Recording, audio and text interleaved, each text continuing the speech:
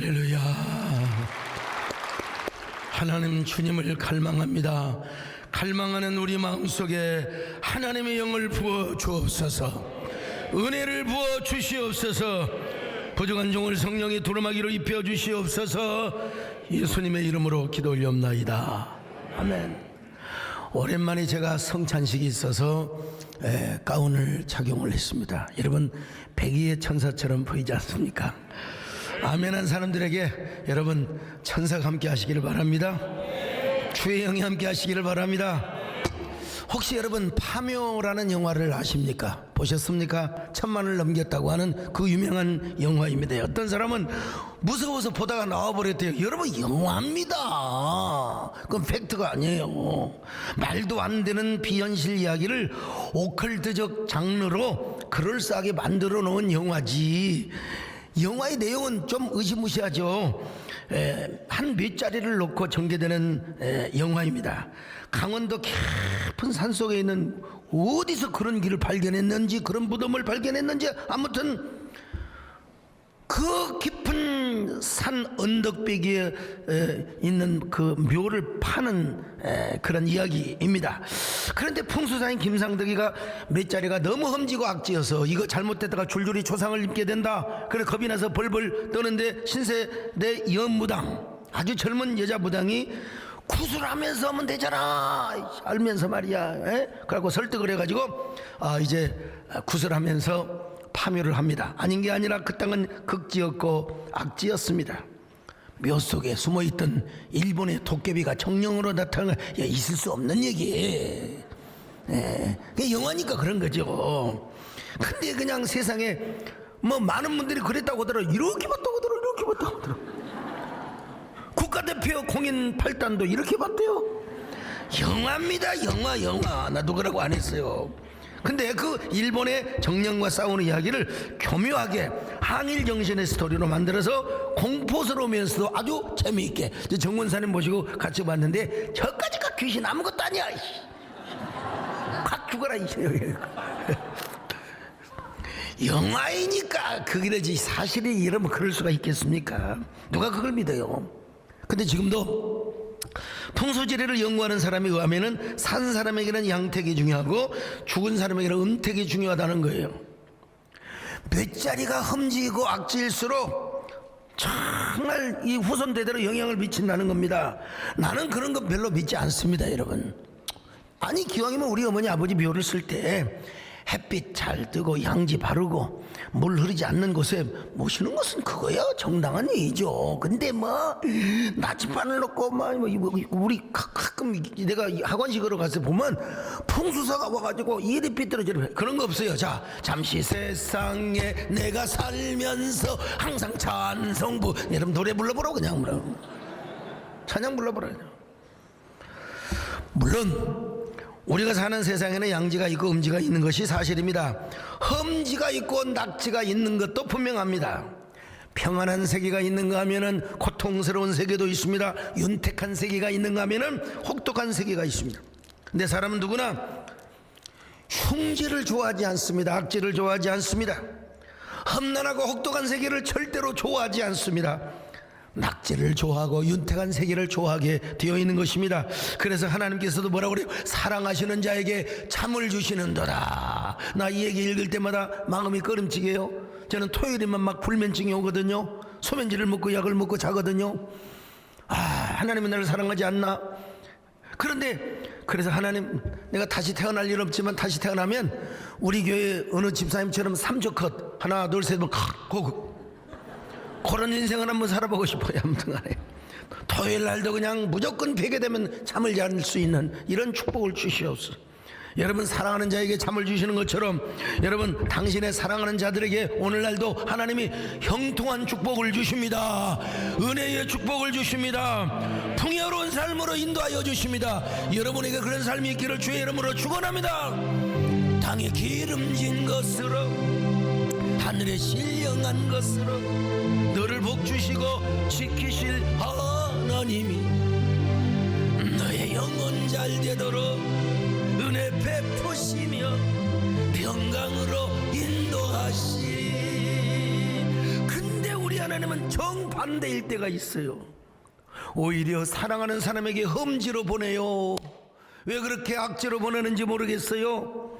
사랑하는 사람일수록 고난의 세계로 인도하고 광야로 인도할 때가 있다니 말이죠. 너무나 사랑하기에, 너무나 믿기에, 너무나 아끼기에 험지로 보내는 거예요. 참, 오늘 본문에 나오는 디도가 그랬습니다. 디도는 원래 이방인이요, 이방인 중에서도 헬라인이었습니다. 근데 그가 그 바울에게서 복음을 듣고요, 거듭났습니다. 바울의 위대한 믿음으로 낳은 아들이 되었고, 그리고 참 아들이라고 표현하고 있어요. 자, 디도서 1장 4절입니다. 시작. 같은 믿음을 따라 나의 참 아들 된 디도에게 편지하노니. 자, 여러분, 참 아들 된, 그냥 아들이 아니라 참 아들이야, 참 아들이야, 참 아들이야. 우리 정권사님이 저한테 사이라고 안 합니다. 아들이라고 합니다. 내가 너를 낳았다 이 말이요. 믿음으로 낳았다고. 바울도 그러고 있어요. 그는 나의 참 아들이도다. 그래서 바울은 참 아들로 양육받은 예루살렘에 갈 때 참 아들과 함께 저 디도를 데리고 갔습니다. 디도를 데리고 갔어요. 자, 갈라디아 2장 1절입니다. 시작. 14년 후에 내가 바나바와 함께 디도를 데리고 다시 예루살렘에 올라갔나니. 참 아들로 양육받은 디도를 예루살렘에 데리고 갔는데, 그때는 예루살렘이 못하고 있어요. 사도행전 15장에 보니까 막 그냥 논쟁을 하고 있어요. 이방인들이 구원을 받느냐 못 받느냐. 아이, 여러분, 우리 예수님께서 이미 사마리아 땅까지 복음을 전하라고 하셨잖아요. 이 예루살렘 교회가 얼마나 큰지 우리 교회보다도 훨씬, 한 번 베드로가 설교하면 3,000명 5,000명, 그러니까 막 떼거리로 모였어요. 막 그냥 수만 명이 막 한꺼번에 막 모이는 거야. 그냥 솔로몬 광장에서 행각에서 막 사람들이 모이는데 교회가 엄청나게 부흥했어요. 근데 그 가운데는요, 이방인들이 섞였어요. 이방인들이요. 이 유대인 입장에서 볼 때는 저 사람들이 진짜 구원받았을까, 저 사람들이 교회 나오는 것이 정말 하나님 기뻐하신 뜻일까. 아이, 우리 주님께서 뭐라고 말씀하셨습니까? 사도행전 1장 8절 같이 보실까요? 시작. 오직 성령이 너희에게 임하시면 너희가 권능을 받고 예루살렘과 온 유대와 사마리아와 땅끝까지 이르러 내 증인이 되리라 하시니. 증인이 되리라. 그럼에도 불구하고 지금 유대파 그리스도인들은 기득권을 가지고 있는 거예요. 설마 예수님의 말씀을만 그런 것이지, 설마 저들에게 구원이 임할까? 여러분, 이때 베드로가 나서서 말합니다. 여러분, 내가 가서 이방인에게 가서 복음을 전해보니까 우리와 똑같이 성령이 임하더이다, 똑같은 은혜가 임하더이다, 똑같은 기적이 임하더이다. 여러분, 똑같이 은혜를 부어주시는 걸 내가 보았습니다. 자, 사도행전 15장 7절로 9절 시작. 많은 변론이 있은 후에 베드로가 일어나 말하되, 형제들아 너희도 알거니와 하나님이 이방인들로 내 입에서 복음의 말씀을 들어 믿게 하시려고 오래전부터 너희 가운데서 나를 택하시고 또 마음을 하시는 하나님이 우리에게와 같이 그들에게도 성령을 주어 증언하시고 믿음으로 그들의 마음을 깨끗이 하사 그들이나 우리나 차별하지 아니하셨느니라. 차별하지 아니하셨느니라. 이때 바울이 나섭니다. 바울이 뭐라고 말합니까? 여러분, 베드로의 말처럼 하나님께서 이방인에게 동일한 성령을 내려 주셨습니다. 우리 하나님께서 그들에게도 우리와 똑같이 하나님의 은혜를 베풀어 주시고 마음의 할례를 받게 하셔서 우리와 차별이 없도록 하나님이 은혜를 베풀어 주셨습니다. 자, 한번 15장 12절을 보십니다. 시작. 온 무리가 가만히 있어 바나바와 바울이 하나님께서 자기들로 말미암아 이방인 중에서 행하신 표적과 기사에 관하여 말하는 것을 듣더니. 자, 보세요. 그럼에도 불구하고 유대파 그리스도인들이 얼마나 여러분 찜찜하게 생각했을까요? 이때 성경에 자세하게 나오지는 않았지만 아마 모르긴 몰라도 틀림없이 디도를 내세웠을 겁니다. 여러분, 이 디도를 보십시오. 이 사람은 이방 사람입니다. 할례 받지 않는 사람입니다. 헬라 사람입니다. 근데 그가 예수 믿고 엄청난 은혜를 받았습니다. 얼마나 이 사람을 통해서 영혼구원의 열매를 맺은 줄 아십니까? 이 사람이 어떻게 하나님의 제자가 되고 하나님의 사도가 되고 하나님의 거룩한 그 일꾼이 되고 통역자가 된 줄 아십니까? 그러면서 디도는 이방인의 구원의 열매의 모델이라고 아마 내세웠을 것도 남았을 겁니다. 여러분, 그러면서 디도를 이렇게 소개합니다. 그러자 마침내 예루살렘 교회 히브리파 유대인들이 마음에 감동을 받았어요. 그래가지고 이제 이방인의 출석을 쿨하게 허용을 해준 겁니다. 이 디도로 말미암아, 바울과 베드로의 그 변명으로 말미암아, 그만큼 디도는 하나님과 바울의 사랑을 독차지했던 사람입니다. 디도는 그뿐 아니라 바울이 고린도 교회를 향하여 눈물로 쓴 편지를 전달했어요. 눈물로 쓴 편지를 전달했어요. 고린도 교회를 향한 서신은 3개가 있어요. 하나는 고린도전서, 또 하나는 고린도후서, 그리고 또 하나는 눈물로 쓴 편지지만 사라졌어요. 사도 바울이 눈물로 쓴 편지는 잊을 수가 없어요. 눈물로 쓴 편지는, 그 편지를 눈물로 써가지고 누구에게 보냈느냐? 여러분, 디도에게 보냈다 이 말입니다. 자, 눈물로 쓴 편지 한번 볼까요?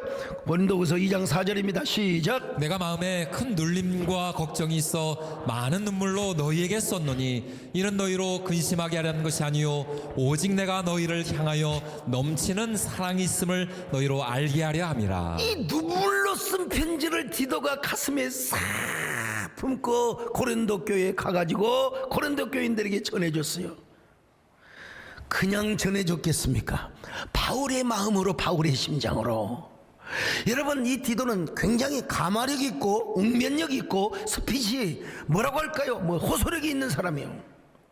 똑같은 시, 똑같은 연설문도 누가 낭독하느냐에 따라 달려있는 겁니다. 여러분, 아주 감성과 성령의 감동을 가지고 호소력 있는 소리로 아마 고린도 교인들에게 바울의 편지를 낭독해 주었을 것입니다. 아이고, 그러자 고린도 교인들이 어느 정도 감동을 받아가지고 바울에게 기쁜 낭보의 소식을 가져왔어요. 야, 이걸 보고 바울이 참 디도 대단하다. 내가 너한테 정말 귀한 일을 맡기마. 그 일이 뭐냐? 고린도 교회 가서 이제는 예루살렘 교회가 막 기근이 있고 막 그냥 아주 그냥 재난이 있었거든요. 우리 모교회를 돕자. 예. 여러분, 우리 그 서울로 말하면 130년 140년에 세워진 그런 교회가 막 어려움을 당했다. 그러면 우리 교회가 지금 헌금을 하자는 거예요. 그 일을 누가 맡았느냐? 누구에게 맡겼느냐? 디도에게 맡겨준 것입니다. 자, 고린도후서 8장 16절로 17절을 봅니다. 시작. 너희를 위하여 같은 간절함을 디도의 마음에도 주시는 하나님께 감사하노니 그가 권함을 받고 더욱 간절함으로 자원하여 너희에게 나아갔고.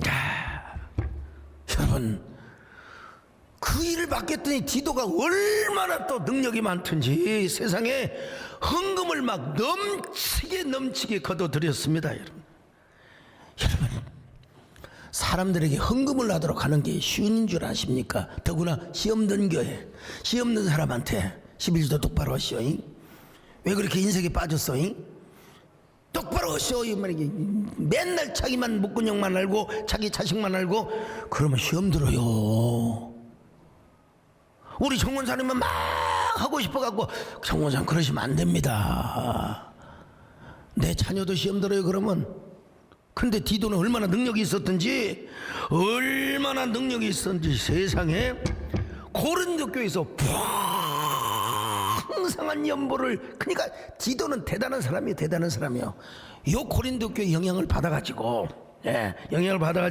마게도냐 성도들은요, 극심한 가난 속에서, 요즘 불경기라고 하는데 극심한 가난 속에서 풍성한 연보를, 그러니까 우리 교회가 잘 되면 이웃 교회도 잘 되는 놀라운 영향력이 있기를 바라겠습니다.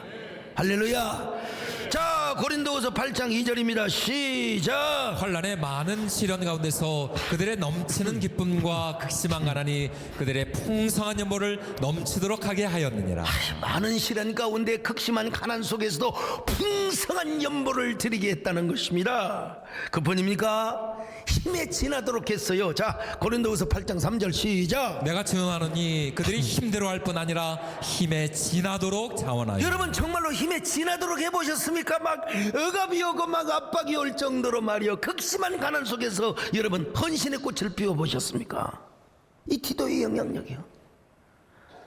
여러분도 자원하는 마음을 가지시기를 바랍니다. 여러분, 극심한 가난 속에서도 여러분 디도의 영향을 받은 저 마게도냐야, 아니 고린도 교회 성도들처럼 언제나 창의적 헌신을 할 수 있기를 바랍니다. 스스로 자원하여 우러나서 자원제를 드릴 수 있기를 바랍니다. 이러려면 은혜가 있어야 돼요. 여러분, 안 돼요. 내 능력으로 안 돼요. 빡빡해서 안 돼. 힘들어요. 헌금 가져와 놓고 화장실에 가서 다시 집어넣어버려. 그냥 화장실에 가서 일부 빼버려. 또 그냥 이게 은혜가 있어야 된대. 은혜. 할렐루야. 내 주 예수 주신 은혜 하늘큰 마, 내 주 잊어간 것 다 드리니 주 예수여 내 정성을 받으소서. 그래서 바울은 디도를 뭐라고 한 줄 아세요? 나의 신실한 동역자요 그리스도의 영광이니라. 그리스도의 영광. 고린도후서 8장 23절입니다. 시작. 디도로 말하면 나의 동료요 너희를 위한 나의 동역자요 우리 형제들로 말하면 여러 교회의 사자들이요 그리스도의 영광이니라. 하하. 여러 교회의 사자들이요 나의 동역자요, 그리고 뭐라고 있습니까? 그리스도의 영광이니라. 12 제자도 칭호받지 못한 이 칭호입니다. 그리스도의 영광이니라. 이방인이었어요? 헬라인이었어요? 구원받느냐 못 받느냐 이런 이 논쟁의 대상이 되었던 디도는 뭐요? 그리스도의 영광이니라. 오늘 여러분들이 그리스도의 영광이 되시기를 바랍니다. 우리 세대의 얼굴이 되시기를 바랍니다. 여러분에게 소목사의 멸관이 되시기를 바랍니다. 그리스도의 영광이 되시기를 축원합니다. 자, 그러면 그리스도의 영광이 되는 얼굴이라면 바울이 가는 곳마다 디도를 데리고 다녀야지요. 여보세요, 디도가 이런 사람입니다. 그리스도의 영광입니다. 그리스도의 얼굴입니다. 내 자랑이고 멸류가 아닙니다. 이렇게 해야 될 텐데, 아니 하필이면 그레데라고 하는 섬에다가 딱 남겨뒀어요. 그레데, 오늘날로 말하면 크레타라고 하는 섬인데요, 이 그리스 반도 남동쪽 약 100여 킬로에 위치한 아주 큰 섬입니다. 여기에 어떻게 복음이 전해되냐? 오순절 성령 강림절에 그레데의 사람들이 마가다락방에 왔어. 갖고 막 은혜를 받아버렸어. 성령 받아버렸어요. 자, 사도행전 2장 11절입니다. 시작. 그레데인과 아라비아인들이라 우리가 다 우리의 각 언어로 하나님의 큰 일을 수많은 족속 중에 그레데라는 말이 나와요. 그레데 사람들이라서 복음을 받고 가서 복음을 전한 거예요. 바울이 로마 감옥에서 1차로 석방된 후에 바울은 디도와 함께 이곳에 가서 복음을 또 전했다고 전해집니다. 근데 무슨 일인지는 몰라도 바울은 다시 로마로 돌아갔고 디도를 그레데에다가 그대로 남겨두고 떠났다는 것입니다. 디도서 1장 5절을 같이 봅니다. 시작. 내가 너를 그레데에 남겨둔 이유는 남은 일을 정리하고 내가 명한 대로 각성의 장로들을 세우게 하려 함이니. 각성의 장로들을 세우려 함이니라. 네. 그리고 또 뭡니까? 남은 일을 정리하고. 두 가지 이유예요. 근데 여러분, 그레데가 어떤 섬이라는 걸 알아야 돼. 그레데라는 말은 크레티조라는 동사에서 명사형으로, 그러니까 크레티조란 말이 무슨 말이냐? 거짓말하다, 사기치다, 그냥 도둑질하다, 이런 뜻이에요. 이게 무슨 동네냐? 거짓말하고 사기치는 사람들이 많은 곳이라 이 말이요. 그래서 당시 헬라 현인 7인 중에 한 사람이 뭐라고 했느냐? 그레데는요, 이런 표현을 해서 아무개는 그레데인처럼 거짓말을 하다. 아무개는 그레데인처럼 거짓말하다. 에피베네데스라고 하는 사람이 그의 저서에 쓴. 그러니까 그레데는 그렇게 거짓말 많이 하고 거짓말 사기치고. 옛날에 여러분 전철역에서, 옛날에 기차역전에서 쓰리꾼들 많았잖아요. 쓰리꾼들요. 아이고 잘 있었어? 하는 순간에 가방이 없어져 버려. 여러분 서울역 앞에 많았습니다. 용산역 앞에. 요즘은 이제 그놈의 그 도깨비 같은 CCTV가 있어서 그런지도 잘 못하지만 옛날에 많았습니다. 여러분 쓰리꾼들 기차역에서 싹. 오늘날도 이 그레데라고 하는 것은 어떤 의미를 갖고 있느냐, 욕망이 가득한 사람, 쓰리꾼들, 사기꾼들, 이 도적질하는 사람들이 자기 탐욕을 위해서 아주 그냥 사기치는 사람들이 많이 살고 있는 곳이라, 이렇게 이해하면 돼요. 우리나라도 이런 지방의 그 지역의 특색을 따라서 이름을 짓잖아요. 냉천동. 찬물 졸고 있는 사람에게 찬물 확 찌그러버리면 눈을 확 떠버리잖아요. 냉천동. 부산에 온천동이 있어요. 따뜻한 물이 나니까 온천동. 추운 사람은 온천물 딱 찌그러면 또 아이고 뜨뜻하다. 우리가 사는 축제는요, 여러분 뭐 분당도 있고 다 하지만 축제는 대나무 밭이 많았다는 거예요. 대나무 밭이. 지금도 우리 교회 뒷산에 가면 대나무가 축 있어요, 여러분.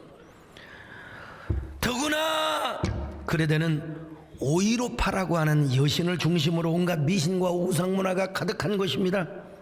그런데 바울이 디도를 이런 그레데에다 남겨두었다 이 말이죠. 야속하지 않습니까? 사랑하는 사람을 데리고 다녀야지. 사랑하는 사람과 동행해야지. 아무리 험난한 여행도, 아무리 고독한 여행도 사랑하는 사람과 같이 하면 외롭지 않는데 왜 거기다 남겨두었을까? 이유는 뭘까요? 하나님의 사람으로 단련한 후에 남은 일을 정리하고, 부족한 일을 보충하고, 모자란 것을 보충하고, 그리고 하나님이 주신 교회를 세우기 위해서, 오늘 본문의 디도도 마찬가지입니다. 바울이 디도를 그레데라는 험지에 남기는 이유는 딱 두 가지였어요. 남은 일을 정리하고 각 성마다 장로를 세우려고, 교회를 세우려고, 리더십을 세우려고. 자, 디도서 1장 5절을 같이 봅니다. 시작. 내가 너를 그레데에 남겨둔 이유는 남은 일을 정리하고 내가 명한 대로 각 성에 장로들을 세우게 하려 함이니. 남은 일이 뭘까요? 저도 몰라요. 아마 분명히 문제가 있어. 아직 이루지 못한 분명한 부족한 부분이 있어요. 그 부족한 부분, 아직 해결되지 못한 부분을 디도 네가 해. 야, 바울에게 아주 충직한 일꾼으로 인정받은 사람이에요. 인정받은 사람. 또 하나 이유가 있어요. 각성의 장로들을 세우려 함이라. 다시 말하면 장로의 리더십, 오늘날 교회 목회자의 리더십을 세우라는 것입니다. 지도자를 세우라는 것, 이걸 한마디로 표현하면 처치 플랜팅, 교회 세움을 반드시 이루고 오라는 겁니다. 여러분, 창세기에서부터 요한계시록까지 하나님의 최고의 관심이 어디에 있습니까? 밑집이야. 제단에 있습니다. 예배에 있습니다. 교회에 있습니다. 하나님 나라에 있습니다. 여러분, 교회의 세움. 그러니까 처치 플랜팅이란 말은 뭐 건물만 세우고 뭐 사람만 모이게 하는 것이 아니라 하나님의 절대 주권과 하나님의 경륜과 하나님의 비밀과 하나님의 보호와 하나님의 진리와 하나님의 생명과 하나님의 다스림이 지배하고 통치하는 공동체입니다. 여러분, 선택된 백성들의 총화라 이 말입니다. 교회가. 그래서 사도 바울은 이런 교회를 세우라고 하는 거예요. 그런 의미에서 에베소서에서 이렇게 말씀하고 있습니다. 자, 에베소 4장 12절 시작. 이는 성도를 온전하게 하여 봉사일을 하게 하며 그리스도의 몸을 세우려 하심이라. 그리스도의 몸을 세우게 하리라. 디도는 바울의 제자였고 또 처치 플랜팅이 무엇인가를 다 알고 있었던 사람입니다. 그리스도의 몸을 세우게 하려 함이라. 성도를 온전하게 하며 그리스도의 몸을 세우게 하려 함이라. 저는 좀 우려스러운 마음이 들 때가 있습니다. 코로나 이후에 너무 교회가 레디컬하게 변화되고 있지 않는가 이런 생각을 해요. 물론 여러분 변해야 되지요. 당연히 교회는 시대를 따라잡아야 되겠죠. 그러나 은근하게 신팬덤 처치 운동을 하는 것을 제가 몹시 우려스럽게 바라보는 사람입니다. 교묘하게 전통적인 교리나 신학 그리고 교회의 정체성을 은근하게 부인하려고 해요. 그 참 하나님 중심 사역보다는 휴먼 중심, 인간 중심, 청중 중심, 예수님 추종자에서 청중 팬덤으로 그리고 자기 팬덤으로 이끌어가는 걸 봐요. 여러분 오래 못 갑니다. 반드시 오래 못 갑니다. 여러분. 이러다 보니까 메시지도 하나님 중심이나 교회 중심, 복음 중심이 아니라 인물 중심, 휴먼 청중 중심이 되어가는 겁니다.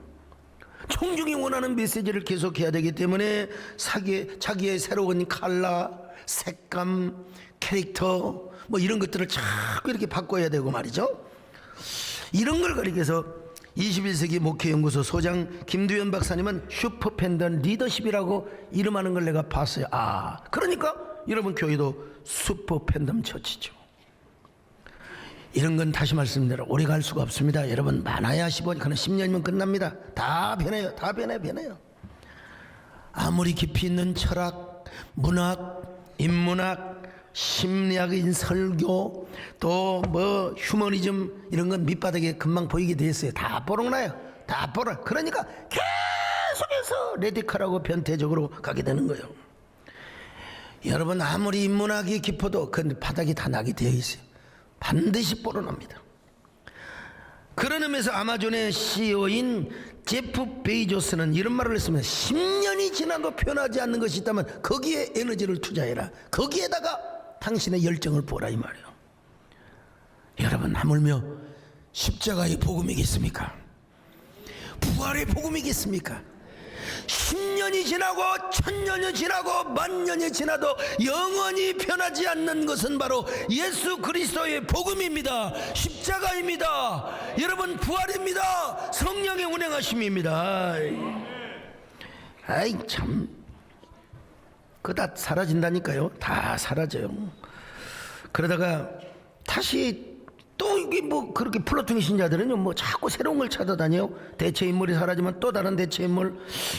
이거 올바른 이상적인 게 아니에요. 플로팅 유령 신자라고 그래요. 떠돌이 신자들. 그럼에도 불구하고 끊임없이 신팬덤 문화를 만들려고 하는 이 경향은 아니에요. 여러분 우리가 교회는 새로워지되 언제나 십자가와 그리고 부활의 복음, 그래 청중의 뭐 심리를 건드리는 것보다 중요한 게 뭐냐, 마음을 다치는 것도 중요한 게 여러분 성령의 운행하심입니다. 성령의 임재하심입니다. 여러분 이곳에 주님이 임재하시기를 바랍니다. 주님이 역사하시기를 바랍니다. 주역이 운행하시니 나 경배에 주 경배에 주역이 역사하시니 나 경배에 주 경. 오늘 이 시간 우리 가운데 오늘 설교가 여러분의 마음에 타치할 뿐만 아니라 성령이 여러분의 마음을 만져주시기를 바랍니다. 그런데 여러분 이런 신팬덤 문화를 만들려고 하는 이런 그 어떤 카르텔의 특징이 있는데 뭔 줄 아세요? 전도를 안 합니다. 전도 안 해요. 가만히 있어서 플로팅 신자만 받으려고 해요. 여러분 진짜 교회는 생짜배기를 전도하는 교회가 진짜 교회입니다. 어떻게 하든지 불신자들이 와야 돼. 불신자. 오늘 또 우리 김전혜 장로님이 또 불신자를 생전 처음 교회 나오신 분을 세상에 데려오신 거예요. 그것도 여러분 변호사님을 다 교회가 여러분 믿지 않는 사람. 그래서 교회 처음 나온 소감이 어떻습니까? 너무 감명이 깊다고. 당연히 감명이 깊으셔야죠. 여러분 떠돌이 신자만 받는 게 교회가 아닙니다. 믿지 않는 자들에게 십자가의 복음과 부활의 복음을 전해야 그게 진정한 교회입니다. 그런 의미에서 설교는 뭐요? 본유적 설교가 돼요. 본유적. 본질과 고유한 복음의 가치를 담아내야 돼요. 항상 그 설교 안에 십자가란 말이 안 나와도 십자가와 부활의 복음이 베이스가 되어 있어야 돼요. 언제나 베이스 캠프가 되어 있어야 돼요. 그럼에도 불구하고 날마다 심미적이고 철학적이고 사회복음적인 설교를 하려고 하는 움직임, 이러다 보면 하나님의 말씀보다 내 신념, 성경을 빙자한 내 확신, 내 카르텔, 내 이데올로기, 나의 의지, 나의 확신, 이게 복음인 줄 알아요. 절대로 아닙니다. 절대로 아닙니다. 여러분 이거는 엘리트들의 교만이자 무지라고 할 수 있습니다. 세상의 철학과 인문학에는 통달할지 모르지만 교회 세움의 본질을 몰라요. 처치 플랜팅의 이그노런스라고 해요. 출구 전략이 없으니까 맨날 새로운 것만 찾아요. 그냥 맨날 새로운 것만. 결국은 미스터롯 아니라 미스터롯 아무래도 결국은 돌아가는 게 남진과 나훈아로 돌아가는 거예요. 나훈아 씨는 은퇴해도 남진 양은 은퇴하지 마시기를 바랍니다. 은퇴가 어디가 있습니까? 사는 날까지 노래 부르는 거지. 저도 은퇴 안 합니다, 여러분요. 법적으로는 은퇴해도 여러분 설교는 계속 할 겁니다, 여러분. 그러고 자기 신념을 가지고 교인들을 어드레싱하고 그냥 워딩하고 말이요. 출구 전략이 없으니까 휴머니즘으로 돌아가는 거예요. 휴머니즘으로. 이게 정상적인 교회 세움이 아니라 비정상적인 이 카르텔을 세우는 거예요. 난 참 고민하고 몸부림칩니다. 그러나 여러분, 디도는 적어도 이런 사역을 하지 않았다는 거예요. 이런 사역을 절대로 자기 팬덤을 만들지도 않고 자기 리더십을 중심으로 하지 않았어요. 여러분, 목회자가 이제 이 창업군주지요. 설립자가 물러나고 그 다음에 다음 후임자가 오면 갈등을 합니다. 왜냐하면 신념과 신념이 대립을 하기 때문에. 여러분, 복음과 복음은 충돌하지 않습니다. 하나님의 말씀과 성령은 충돌하지 않습니다. 이 디도가 만약에 자기의 카르텔을 세우고 자기 리더십을 세우고 자기 잘난 척을 하고 자기 뽐낸 척하면 여러분, 바울은 죽어요. 예수도 죽어요. 자기 팬덤을 이루고 그야말로 신 팬덤 처치를 이루어서 자기 팬덤 리더십을 만들었을 거예요. 그러나 디도는 그러지 않았어요. 그러지 않을 만하니까 디도에게 그 사역을 맡겼겠고요. 여러분, 그럼 디도가 그런 사역을 하는데 얼마나 힘들었겠습니까? 얼마나 많은 부딪힘이 있었겠습니까? 요즘도 우리가 믿음으로 전도하고 성령 사역을 하고 복음 사역을 하고 전도를 하는데도 막 장애물이 있잖아요. 막 사도행전에 그랬잖아요. 돌에 맞아 죽고 감옥에 갇히고 막 그냥 매 맞아 죽고 말이요. 예? 복음을 전하는데도 그랬어요. 하나님이 함께 하시는데도 그랬어요. 디도에게 여러분 예가 없겠습니까? 디도라고 무슨 예가 있겠어요? 수많은 난트들이 있을 수 있었고, 더더구나 여러분 쓰리꾼들, 사기꾼들, 거짓말쟁이들, 이 사람들이 얼마나 가짜뉴스를 만들었겠어요, 여러분요.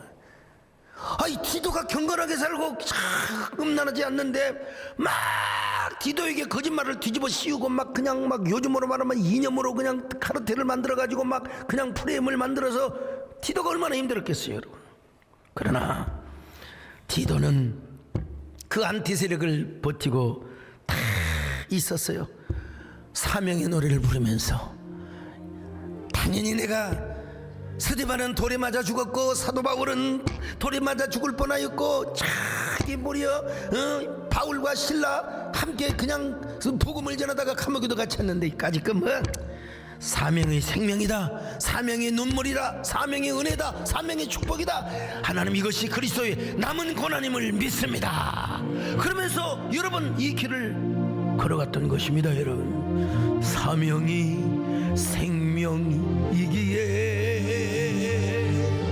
사명이 눈물이기에 힘들고 어려워도 사명의 길을 걸어가리로 사명이 은혜이기에 사명의 축복이기에 외롭고 고독해도 사명의 푸른 왜 디도가 이렇게 꼿꼿하게 사명의 길을 걸어갔을까요? 분명히 그리스도께서 남겨주신 고난이 있다는 사실을 알았기 때문이었을 거예요. 예수님은 십자가에 못 박여 온갖 고난과 고문을 다 겪으셨습니다. 우리의 모든 죄와 허물을 위하여 십자가에 죽으셨어요. 그리고 나서 그 남은 고난을 우리에게 남겨두셨거든요. 이걸 아마 바울로부터 많이 들었을 거예요. 골로새서 1장 24절 시작. 나는 이제 너희를 위하여 받는 괴로움을 기뻐하고 그리스도의 남은 고난을 그의 몸낸 교회를 위하여 내 육체에 채우노라. 남은 고난이 있어요. 이걸 디도가 모를 리가 있나? 바울에게 억수로 많이 들었겠죠. 바울은 디도에게 아마 이런 얘기를 많이 계속했을 거예요. 디도야, 내가 너를 그레도에 남긴 이유는 바로 나의 부족함 그리고 남은 문제를 해결하기 위함이다. 장로들을 세우기 위함이다. 교회를 세우기 위함이다. 하나님 나라를 확장하기 위함이다. 넌 절대로 네 인기를 끌거나 네 팬덤을 만들려고 하지 마라.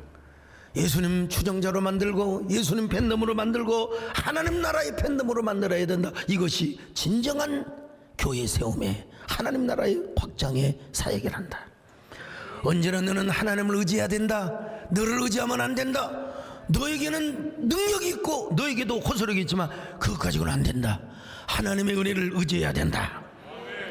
교회를 세우면서 여러 가지 거짓 뉴스, 인포대 및 가짜 뉴스가 있어도 이 거짓말쟁이들이 얼마나 많아. 그래도 너 묵묵하게 그리스도의 남은 고난으로 알고 이 길을 걸어가야 된다. 여러분, 바울이 사랑하는 디도에게 이 말을 남겨놓고 그레도에 남겨둔 것처럼 하나님도 사랑할수록 우리를 험지로 보낼 때가 있습니다. 이유는 무엇입니까? 바로 교회 세움을 감당하기 위해서, 그리고 우리를 온전한 사람으로 만들기 위해서. 여러분, 사랑하는 사람에게 악지에 남겨둘 때가 있습니다. 복음을 위하여 당하는 고난, 여러분 하나님의 나라를 위하여 일하면서 당하는 그 모든 핍박, 이거 그리스도의 남은 고난이라는 사실을 아시기를 바랍니다. 뭐 전도로 가는데 환영해 준 사람이 어디 있어요? 다 시치 밑에 저 미친 사람, 아이고. 아, 그럴 때 그래, 내가 그리스도의 남은 고난을 당하는 거지. 그리스도의 남은 고난을 당하는 것이지. 여러분, 그러나 우리 예수님은 우리에게 남은 고난만 주신 것이 아니에요. 예수님은 십자가에 죽으셨지만 여러분 3일 후에 부활하셨습니다. 이 부활하심을 믿어야 돼요. 여러분, 그냥 고난이 아니라, 그냥 죽음이 아니라 죽음을 죽음되게 하고 죽음을 헛되게 하고 죽음을 폐지하고 죽음을 완전히 죽음되게 하는 의미 있는 죽음이요, 가치 있는 죽음이요, 그리고 그 죽음을 이기고 부활하신 주님, 할렐루야. 이런 복음을 전하는데요, 무덤에서 다시 사흘 만에 부활하셨습니다. 얼마나 감사합니까? 하나님 우리를 사랑하시기 때문에 험지로 보낼 때가 있어요. 악지로 보낼 때가 있어요. 우리 교구도 보면은 꼭 좋은 교구 가면 가려고 그래요. 저 멀리 있는 동탄이나 저쪽에 있는 성남, 거기는 안 가려고 그래요. 사랑할수록 험지로 보낸다. 아, 이걸 알아야죠. 여러분, 저 보세요. 제가 만약에 화순 폐감교회 가서 고생도 하나도 안 하고 돈이 억수로 많은 여자하고 결혼을 해가지고, 진짜 돈밖에 자랑할 것 없는 여자하고 결혼해갖고 우리 장모님 장인어른이 돈이 그냥 수조 원이 돼가지고 아예, 어이 소서방, 기왕이 목회를 하려면 어디서 뭐 지하실을 개척을 한가, 이 사람아. 땅 사가지고 내가 예배당 하나 지어줄라네. 자, 그렇게 목회를 시작했으면 내가 어때요? 내가 우리 권사님 들으라 소리가 아니라 내가 교만하겠어 안 교만하겠어? 당연히 교만하지. 근데 참 옳은 소리지만 기분 나쁘게 대답하시네. 여러분, 교만하지라 그러고 있네. 교만하지요, 그래야지. 여러분, 가장 기분 나쁜 게요, 부부간에 옳은 소리를 하는데 기분 나쁘게 하는 사람. 당연히 교만하죠. 맞는 말입니다. 당연히 교만하죠. 내가 처음부터 개척도 안 하고 큰 교회에서 부목사 생활하다가, 여러분 우리 교회 같은 교회 딱 40대에 딱 부임을 하면 내 목에 기부스? 아이고, 여러분, 기부스가 미지가 아니라 독일지를 차고요. 안녕하십니까, 나 서강성 목사이시다. 내 기질상 그러고도 남아요. 예. 오늘 우리도 마찬가지입니다. 험지나 악재의 상황에 놓였다고 낙심하고 불평하는 분 계시나요? 하나님이 여러분을 사랑하셔서 여러분을 온전한 사람으로 만들고 부활의 은총을 경험하기 위해서 그것으로 보낸 것입니다. 여러분, 부활 세계의 삶을 누리도록 하게 하여 하나님이 그 세계로 여러분을 인도한 것입니다. 여러분, 그러므로 부활의 역전의 삶을 누리시기를 바랍니다. 부활의 반전의 삶을 누리시기를 바랍니다. 부활의 능력과 권능의 삶을 누리며 사시기를 바랍니다. 그런 은혜를 경험하기 위하여 우리가 오늘 성찬 예식을 거행합니다. 오늘 성찬식을 통해서 주님의 고난을 경험하고 부활의 축복을 누릴 수 있기를 바랍니다. 주 달려준 십자가 우리가 생각할 때에 세상에 속한 욕심을 헛된 줄 알고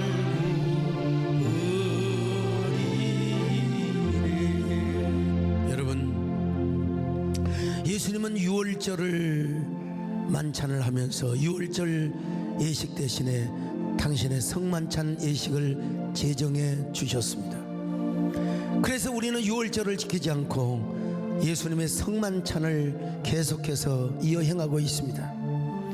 예수님께서 제자들에게 떡을 주시며 가라사대 이는 내 몸이요 살이라고 하셨어요.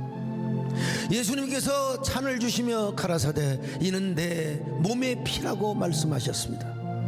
오늘 우리가 믿음으로 이 귀한 떡을 받으면 주님의 살을 먹는 것이고, 우리가 믿음으로 잔을 받으면 그 잔은 주님의 피가 되어서 우리 마음속에 큰 증거가 될 것입니다.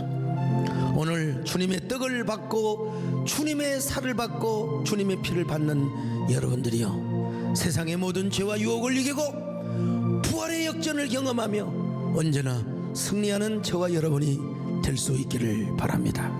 주님, 오늘 우리가 떡을 받습니다.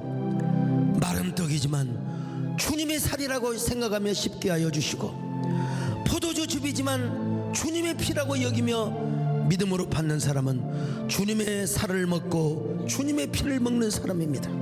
우리 모두 주님의 살을 먹고 주님의 피를 먹음으로 우리 하나님께 영광을 돌리고 세상의 죄를 이기며 부활의 역전을 경험하는 저희들 되게 하여 주시옵소서. 예수님 이름으로 기도 올리옵나이다. 오늘 여러분, 이 떡은 그리고 이 잔은 마음속에 예수님을 확실하게 영접해야 받을 수 있습니다.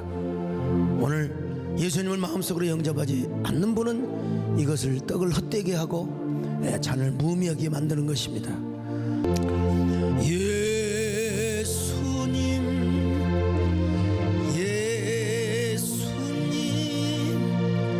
나의 죄 위하여 보배 피를 흘리니 죄인 받으소서. 예수 나를 위하여 십자가를 지 세상 죄를 지시고 고초당 여러분, 믿음으로 여러분 생명으로 이 떡을 받으셔야 됩니다. 우리 예수님 십자가에 죽으실 때 얼마나 고초가 크셨을까. 예수님 이 땅에 오셔서 33년의 생애를 사시는 것도 우리에게는 너무나 감지덕지 않은데, 십자가에서 당신의 살을 찢기시고 당신의 몸을 찢기시고 온 물과 피를 다 쏟으셨던 그 주님, 얼마나 아프셨을까요? 얼마나 힘드셨을까요? 얼마나 아프셨나. 못 박힌 그 손과 발, 죄 없이 십자가에 매달리신 예수님, 하늘도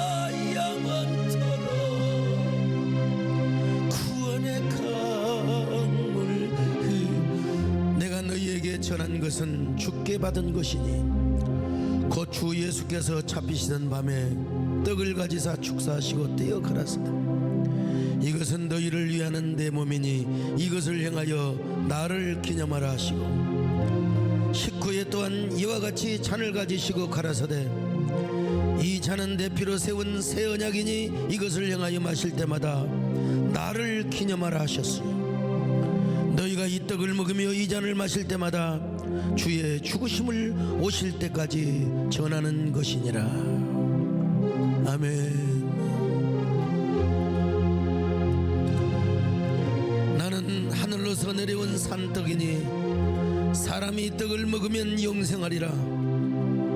나의 줄 떡은 곧 세상의 생명을 위한 내 살이로라 하시니 예수께서 이르시되 진실로 진실로 너희에게 이르노니 인자의 살을 먹지 아니하고 인자의 피를 마시지 아니하면 너희 속에 생명이 없느니라.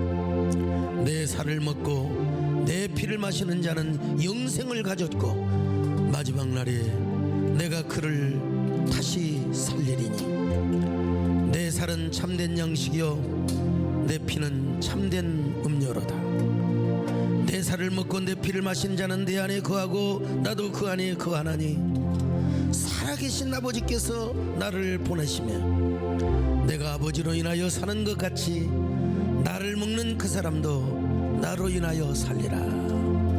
오늘 우리는 주님의 살과 피를 먹고 마심으로써 영생을 확인하고 영생을 우리가 얻게 되었습니다. 오늘 그 생명의 힘으로 영생의 힘으로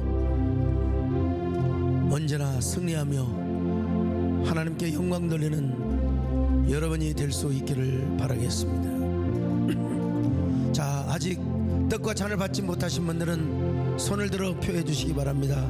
활짝 손을 들어 표해 주시기 바랍니다. 2층 3층에서도 수고하십니다. 우리 마지막 찬송을 부릅니다. 웬 말인가 날 위하여 주도 가셨나 이벌레 같은 나의 주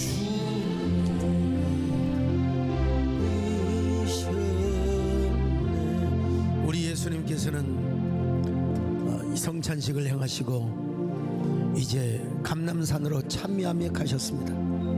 십자가의 죽으러 가시는 그 길을 찬미하며 가셨다는 것입니다. 예수님께서는 우리를 위하여 십자가에 죽으실 때도 육신은 고통스러우셨지만 마음은 너무너무 행복하여 아마 행복의 웃음을 지었으리라고 사료됩니다. 믿습니다. 그렇게 믿습니다. 자, 마지막